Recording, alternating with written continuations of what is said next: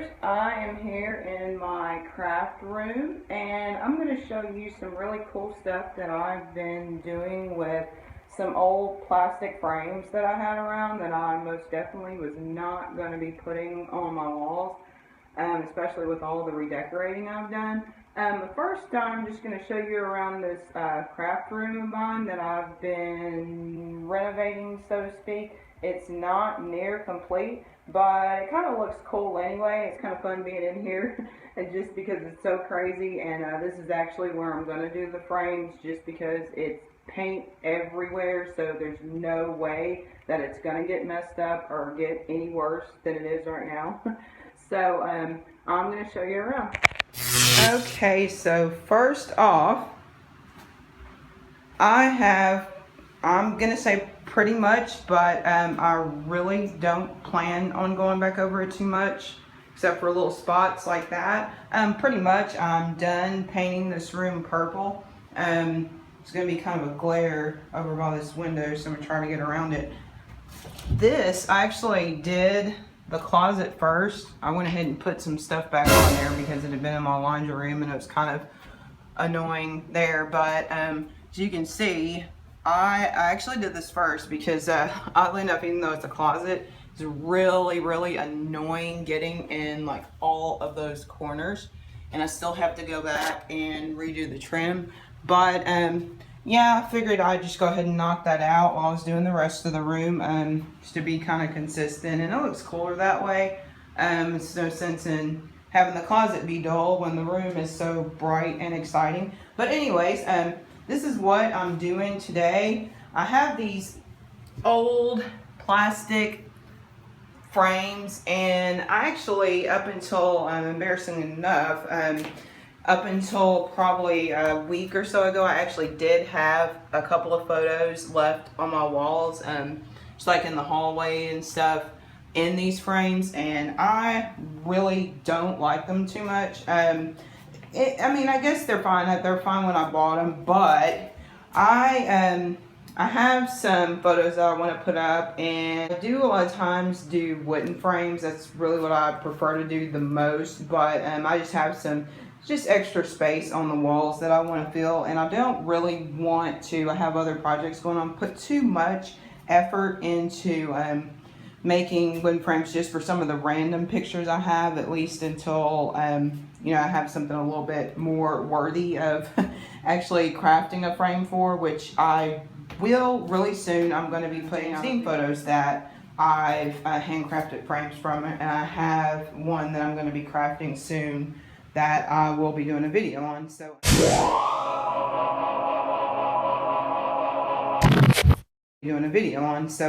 that will be an example. But for the rest of the pictures, I have 4 of these frames, and what I did is I actually, if you can see, I actually took it and made it appear to be kind of like an antiqued kind of look, if it's something you can tell from this video. I might need to move it a little bit, maybe over to a white background, like right here, and you can see it a little bit better. That's kind of what I've done, and doing this, and then I'm going to put that put the pictures back in it, and I just think it looks a little bit better than just that plain black plastic look. So I'm gonna put the camera down, and I'm gonna go ahead and show you what I've been doing here with these frames from the beginning to the end.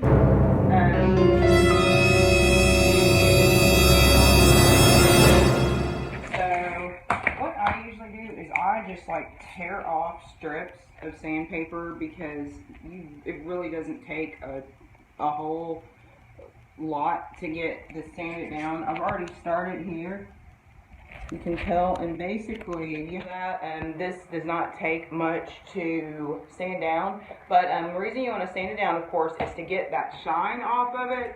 It's going to make the paint a lot easier to adhere, and the way that I'm going to do this is I'm actually going to do 4 layers of paint using three different shades of spray paint, 2 metallic, 1 solid color, and I'm going to use a latex white paint.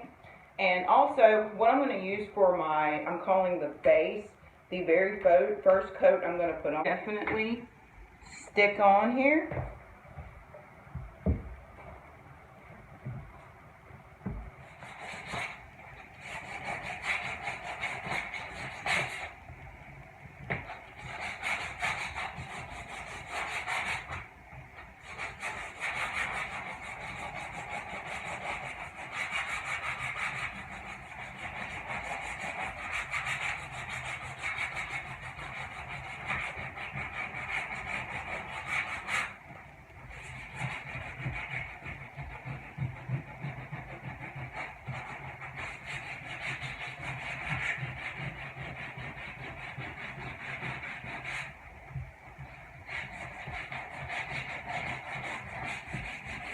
So I just kind of cut down the sandpaper and it bends right over and it's already scuffed off.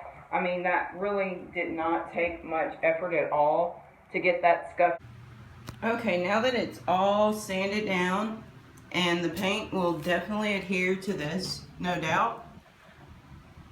Alright, so we're going to put that second coat of paint on, and I have seen a cooking show or 2 in my time and I know how this works. So what I actually have already done is I have already painted one to show you of how it's going to turn out. Basically, that's how it will look after you put your oil-based paint on there. You want to let it dry. I would say give it, read the back of your container. Mine, the one that I have, dries pretty well in about 5 hours, but of course 5 hours after. And see, this is just how it looks now that I've started. And of course I'm gonna keep going from here. It's just kind of like just random. Eventually, as I keep spray painting around, they're all gonna bleed together, and then you'll have kind of like a mess of paint. But the reason I picked the colors that I did, the green, the white, that gold, is because in the end, that's what is gonna make it not really matter how you put it on. Because all in all, those colors together are kind of like, I guess you could say, like the well-known color of rust, more or less. And so the blend of all those together is going to give that kind of antique, distressed look. So I'm going to keep on painting. Okay, so now that I'm done spray painting, I am going to just come over here and turn on this fan right here. And then I'm just going to let that dry for a while. Okay, now the paint should be just about dry. I am here in my kitchen because I just remembered that I actually put something in the freezer a while ago and it is completely frozen.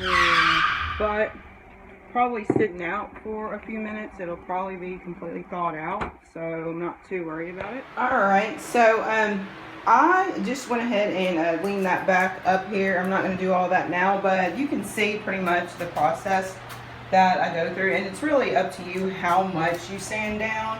Of course, on this one I just barely got started, so there really isn't a whole lot scuffed off, but that is where it'll really just be like, that's really where the fun comes in. I mean, well, all of it's fun, but when you get to really define it by where you sand down, that's when you're kind of putting, your imprint on it. You decide which areas you want to define more, and like I said, you kind of want to maybe concentrate like on sanding down corners more, because that's the areas that get distressed more often.